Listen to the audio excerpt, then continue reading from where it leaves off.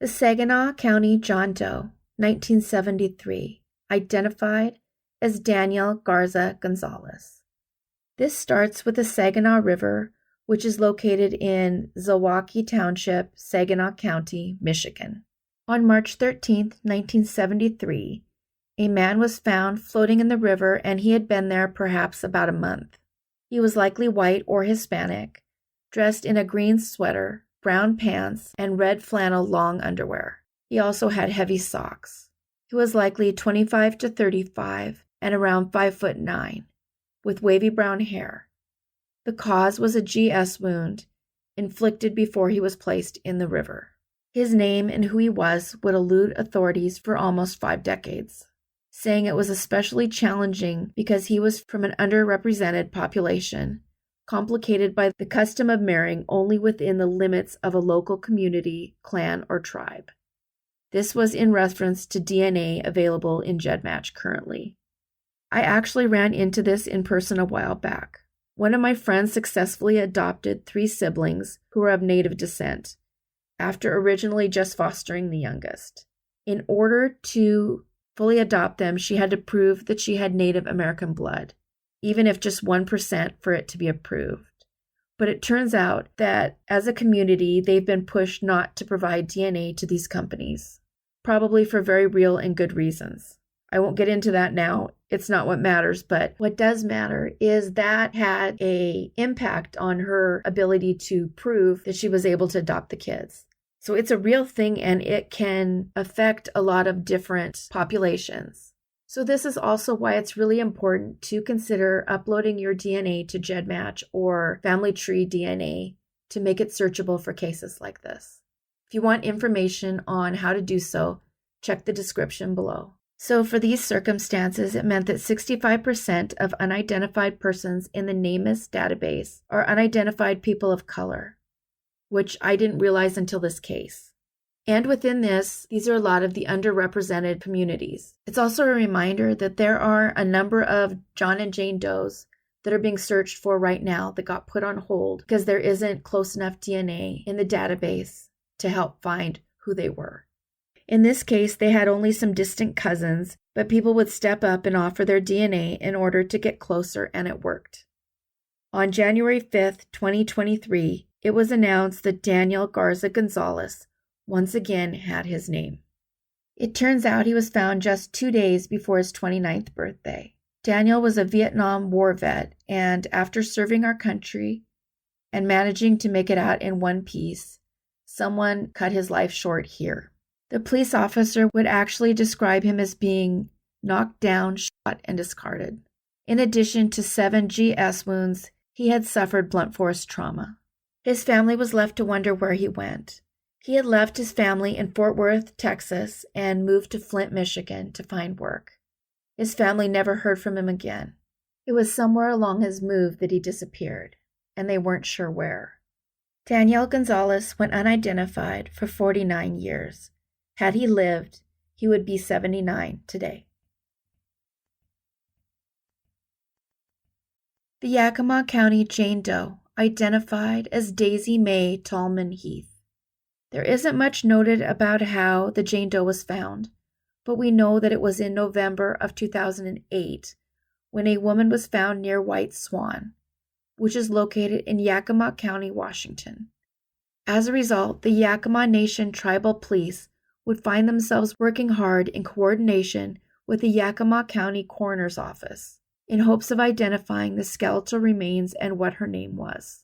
It would turn out later that the remains had likely been outside in the elements for over 21 years before they were found, which likely made it all that much harder to match. The coroner would pronounce her as being deceased 7 years after her disappearance. Her family was frustrated by what they considered a lackluster assistance by the police in trying to find her. Her remains were located on the Yakima Reservation in 2008, and quickly they began to suspect it was Daisy. But without the DNA to confirm it, there was no way to prove who she was. The coroner's office would try to get a DNA profile from her remains, but it couldn't be done successfully using traditional methods. The Yakima County Coroner's Office was able to send her remains directly to Othram in order to employ some of their special techniques that have identified so many cases lately. And it worked. They were successfully able to extract some usable DNA. It was with this, in January of 2023, that Daisy May Tallman Heath once again had her name, and her family finally knows what happened to her. Although, in this case, her cause of death hasn't been reported. Daisy was a member of the Confederated Tribes and Bands of Yakima Nation. She grew up as the youngest of 6 girls.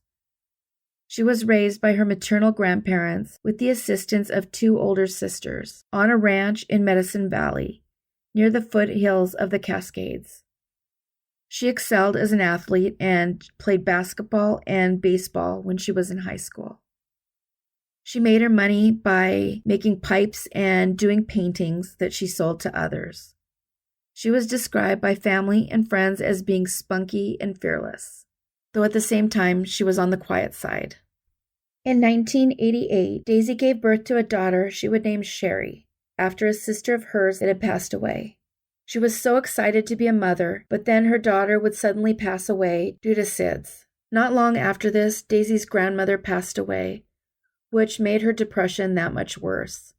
She began to struggle some and would find herself traveling between the White Swan area of Washington, where she disappeared from, and the Warm Springs Reservation in Oregon. It's reported that she had developed a habit of going missing off and on, but not for long periods of time.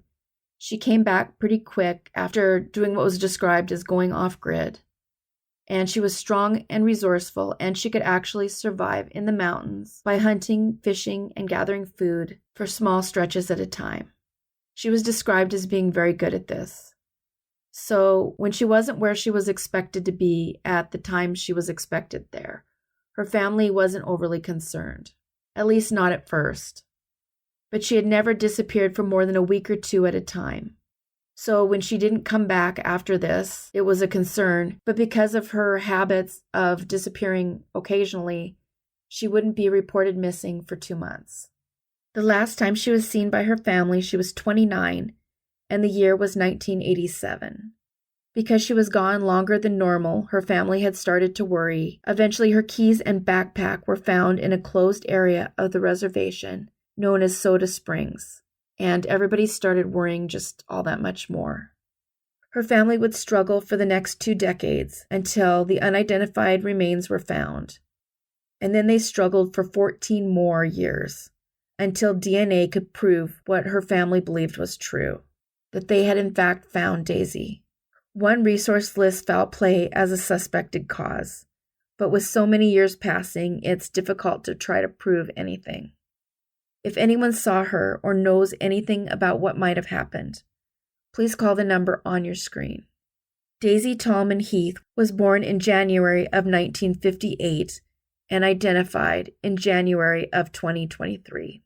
She was missing for 35 years and was an unidentified Jane Doe for 14. If Daisy had survived, she would be 65 years old today.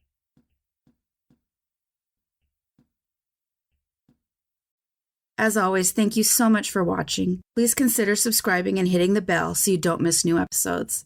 So if you enjoy the content here and you're not sure, take a peek to see if you're subscribed. Take care of yourselves and each other.